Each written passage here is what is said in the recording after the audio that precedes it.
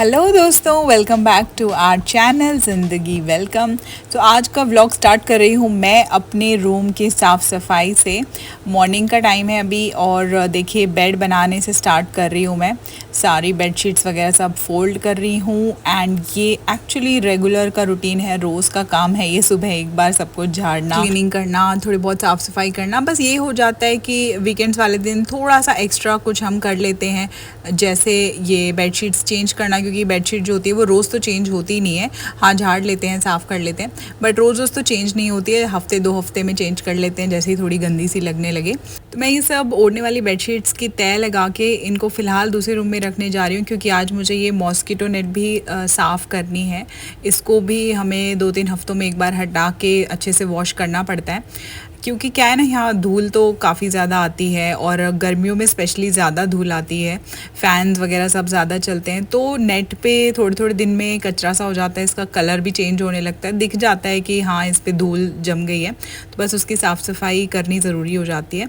और साथ में आज सोचा कि ये फ़ैन भी साफ़ कर देती हूँ, इस पर भी धूल दिख रही थी। ये सब चीज़ें ना मैं एक ही दिन कर लेती हूँ, तो उससे क्या होता है ना, ध्यान रहता है कि हाँ उसी दिन किया था सब कुछ, तो अगले 2 हफ्ते 3 हफ्ते बाद दोबारा से फिर वो सब चीज़ें दोबारा साफ़ कर लेते हैं। अगर एक दिन कुछ करो फिर कभी और कुछ करो तो उससे ना ध्यान नहीं रहता है। और हर हफ्ते फिर ऐसे सब फैलाने की भी ज़रूरत नहीं है, क्योंकि देखो घर पे छोटा बच्चा है, तो अगर हम डस्टिंग वगैरह ऐसे हर हफ्ते करते रहेंगे तो वो उसके लिए भी अच्छा नहीं है ना। वो मानता भी नहीं है मेरे को, वो बीच बीच में आता भी रहता है रूम में अगर वो जाग रहा है तो इसलिए एक ही दिन सोचते हैं कि एक दिन कर लेते हैं, उसके बाद 3-4 हफ्ते तक का ब्रेक आ जाता है इन सब चीज़ों के लिए, क्योंकि इन पर काफ़ी ज़्यादा डस्ट रहता है। जैसे ये जो नेट है इसको मैं थोड़ा ब्रश से भी हल्के हाथों से क्लीन कर रही हूँ, क्योंकि इसका कलर ही ऐसा चेंज हो जाता है और डस्ट की वजह से इतनी अलग सी दिखने लगती है ना ये, तो खुद को ही वो अच्छा नहीं लगता।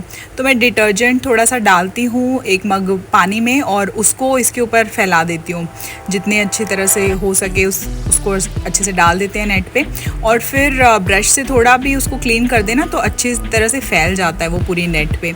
और बस उसके बाद पानी मारते हैं इस पर और अच्छे से साफ़ हो जाती है ये।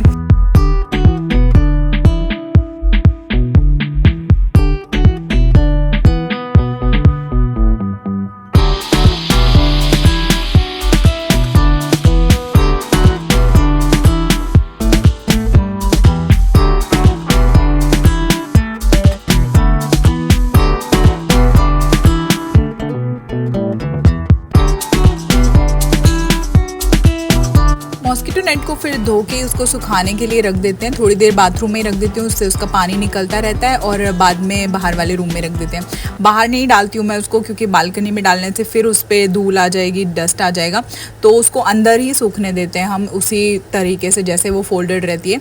और जैसे ही वो सूख जाती है वैसे उसको लगा देते हैं बेड पर। तो अभी तक हमने लगाई नहीं थी और बेडशीट अब मैं चेंज कर रही हूँ। यहाँ पर ट्रिपल बेड हमने ये बनाया हुआ है, डबल बेड का भी हमने एक्स्ट्रा जोड़ दिया है, क्योंकि बच्चा है अभी साथ में, तो उस वजह से ये ट्रिपल बेड हमने बनाया है। मुझे ना ऐसी इलास्टिक वाली बेडशीट्स काफ़ी पसंद आती हैं बजाय जो हमारी नॉर्मल बेडशीट्स होती हैं।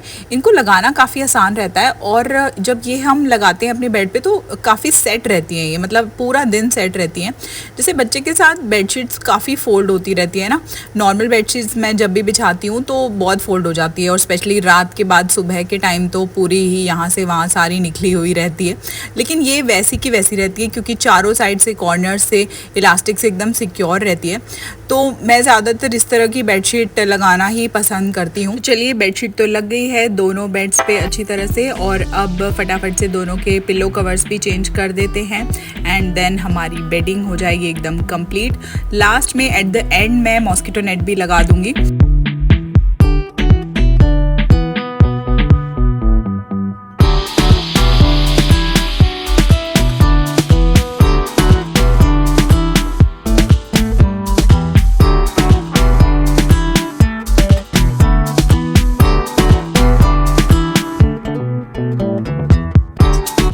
बेडरूम को थोड़ा सा अलग लुक देने के लिए आज मैंने सोचा कि मैं ये कर्टन्स भी चेंज कर लेती हूँ। काफ़ी दिन से मैंने कुछ न्यू कर्टन्स ला के रखे हुए थे विंडोज़ के ही।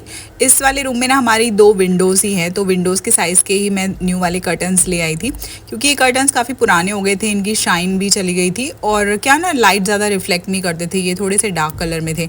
तो अब मैं इसीलिए थोड़े ब्राइट कलर में लेके आई हूँ जो लाइट रिफ्लेक्ट करेंगे, क्योंकि वैसे ही हमारे इस वाले रूम में लाइट कम आती है, सनलाइट इस रूम में ज़्यादा आती नहीं है, तो इसलिए इस तरह के मैं लेके आई हूँ, जिससे कि अगर बाहर थोड़ी भी लाइट है तो कर्टन्स की वजह से लाइट अच्छे से रिफ्लेक्ट हो जाएगी। और वैसे ही आजकल यहाँ पे वेदर ऐसा ही रहता है, बादल छाए हुए रहते हैं, बारिश आ जाती है कभी भी, तो वैसे ही धूप कम निकलती है। देखिए फिर एक विंडो पे तो कर्टन्स लगा दिया है मैंने, और मुझे तो काफ़ी अच्छे लग रहे थे। ये 2-2 का सेट लाई थी मैं एक विंडो के लिए, एंड सच में जितने मेरे को ख़रीदते समय ये कर्टन्स अच्छे लगे थे ना, उससे ज़्यादा मुझे लगाने के बाद अच्छे लगे।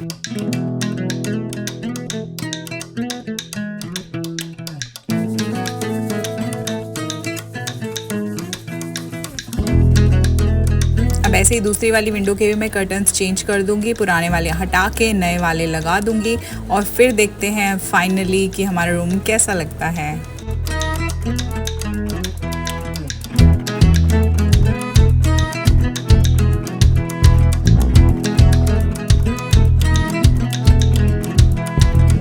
और देखिए सिर्फ कर्टन्स और बेडशीट चेंज करने से ही रूम का पूरा लुक ही चेंज हो गया है, डिफरेंट सा लग रहा है, और लाइट काफ़ी अच्छी रिफ्लेक्ट हो रही थी। मुझे सबसे अच्छी बात ये लगी इन कर्टन्स की।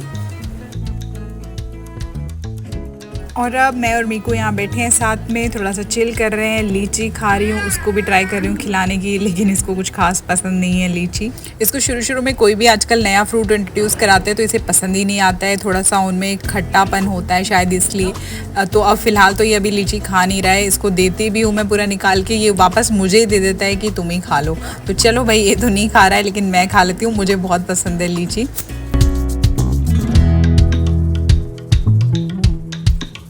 फ़िलहाल तो देखो ऐसे ही होता है हमारा मी टाइम कह लो या ऐसे वी टाइम कह लो, क्योंकि इसमें मीको हमेशा मेरे साथ रहता ही है। तो इसी तरह का कुछ दिन में थोड़ा बहुत टाइम मैं निकाल लेती हूँ जब थोड़ी सी रिलैक्स हूँ, और मीको भी थोड़ा अपने में खेल ले, अपने में बिज़ी हो जाए, और मैं भी अलग से शांति से बैठ के थोड़ा टाइम स्पेंड करूँ खुद के साथ। तो ये एक बुक है जो कुछ दिन पहले ही आई है मीको के लिए, मैंने सोचा ये आपके साथ ब्लॉग में शेयर करूँ। आप भी अपने बच्चे के लिए ऐसी कोई बुक ले सकते हैं। इसमें ये साइड में बटन्स बनाए हुए हैं और इनसे ना एनिमल्स की वॉइस निकलती है। अभी मैं आपको दबा के दिखाऊंगी किससे निकलते हैं। पेजेस में है, इसमें कलरफुल सी बुक है।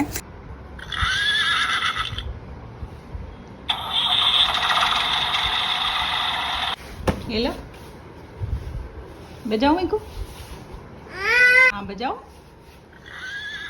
ये दूसरा बजाओ, ये बजाओ। ये 1 ईयर एंड अबव बच्चे के लिए काफ़ी सही बुक है ये, बच्चों को इंटरेस्टिंग भी लगती है। शायद उससे छोटे बच्चे के लिए भी आप ले सकते हैं, लेकिन मीको अभी 1 साल का हो गया, मैंने अब ली है ये बुक और इसको इसमें काफ़ी इंटरेस्ट आता है, तो आप भी ट्राई कर सकते हैं। मैं लिंक इसका डिस्क्रिप्शन में दे दूँगी।